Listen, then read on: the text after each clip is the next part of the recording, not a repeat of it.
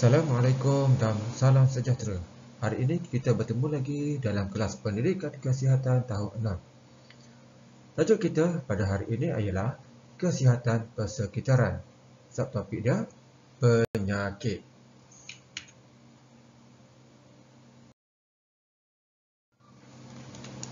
Standard kandungan.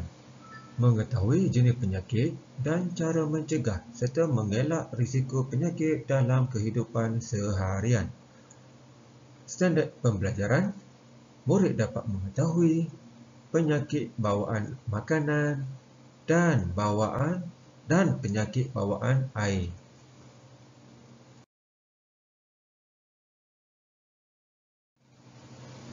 Okey, sekarang buka buku teks Pendidikan Kesihatan muka surat 47. Okey. Unit 8 tajuk baru pada hari ini. Awas sebaran penyakit. Okey. Penyakit bawaan makanan dan penyakit bawaan air boleh berjangkit apabila seseorang individu terdedah secara langsung kepada makanan atau air yang tercemar. Pada pendapat kamu, apakah jenis penyakit yang boleh berlaku dalam contoh situasi di bawah? Okey, dalam gambar rajah yang ditunjukkan ni adalah penyakit bawaan air dan bawaan makanan. Okey, yang pertama, kamu dapat lihat kat sini, ini adalah penyakit daripada bawaan apa? Sama ada bawaan air ataupun bawaan makanan. Okey, merujuk kepada gambar rajah yang pertama ni, kemungkinan penyakit yang dibawa adalah bawaan makanan. Kamu tengok gambar dengan teliti. Dalam gambar makanan ini menunjukkan banyak sekali lalat berterbangan di atas makanan. Ini menyebabkan kita akan dapat penyakit daripada bawaan makanan. Okey, gambar kedua.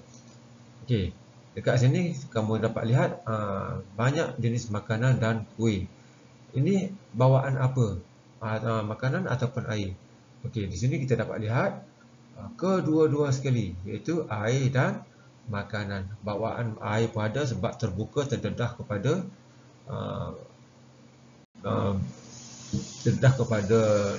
inilah binatang atau lalat semua. Ini pun terdedah, tidak ada penjagaan yang rapi.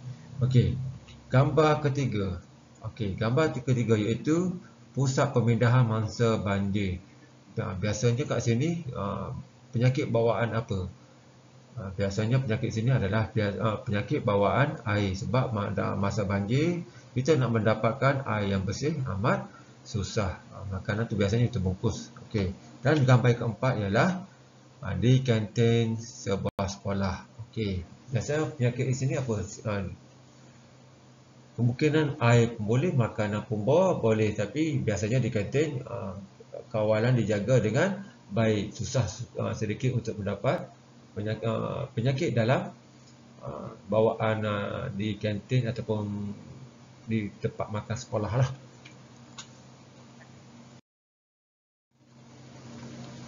Okey, seterusnya, makanan tercemar, penyakit tersebar.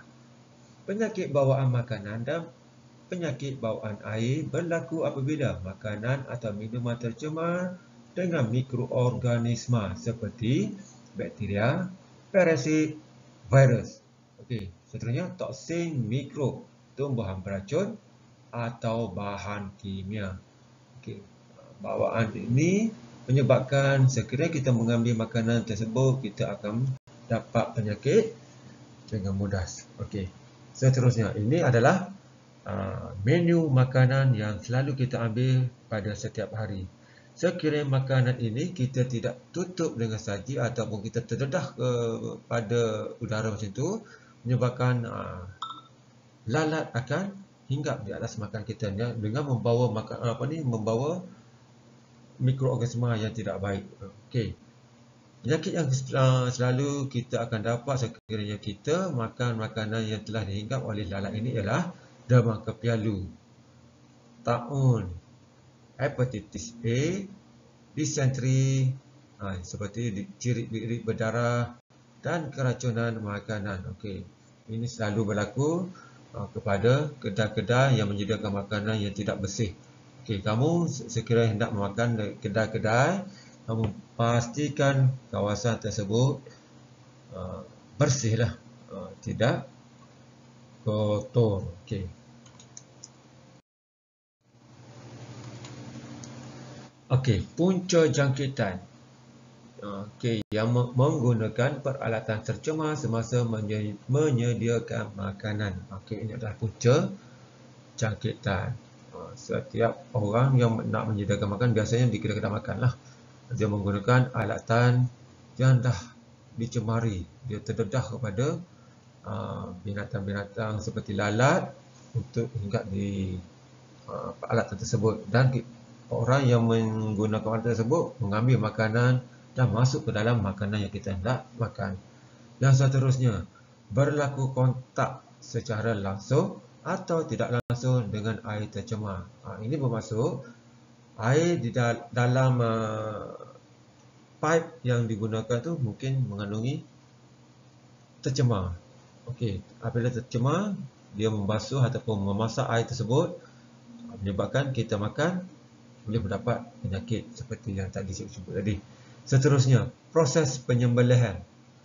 Proses penyembelihan, agihan dan penyimpanan makanan yang tidak dikendalikan dengan betul. Okey.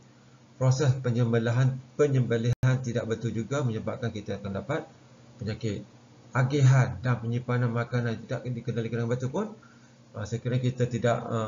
sekiranya agihan tersebut tidak dibuat dengan cara yang betul, menyebabkan penyakit mudah tersebar. Okey, seterusnya, bahan makanan atau minuman tidak dicuci, dijangkiti atau tidak dimasak dengan sempurna sebelum dimakan atau diminum. Okey, bahan makanan seperti buah-buahan, sayur-sayuran kita ambil daripada ladang-ladang ke mana-mana. Di ladang tu mungkin ataupun buah-buahan tu telah disembur dengan racun. Kalau kita tidak cuci, menyebabkan kita akan mendapatkan penyakit. Daripada situ kamu akan dapat sakitlah. Okey, sepatutnya kita perlu cuci dulu dengan air yang bersih yang banyak supaya semua bahan-bahan terkotor seperti racun ke, debu ke boleh hilang. Habis itu cuci dengan air yang banyak.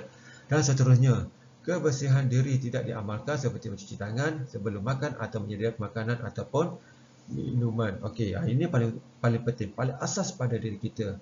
Sebelum kita hendak mengambil makanan ataupun kita nak makan, kita pastikan basuh tangan dahulu sebelum kita makan. Sekiranya kita tidak membasuh tangan kita tu daripada mana kita pegang pun tak tahu, kita pegang dari mana kita terus makan, menyebabkan kuman-kuman yang ada di tangan kita tu masuk dalam perut kita dan menyebabkan kita menjadi keracunan makanan.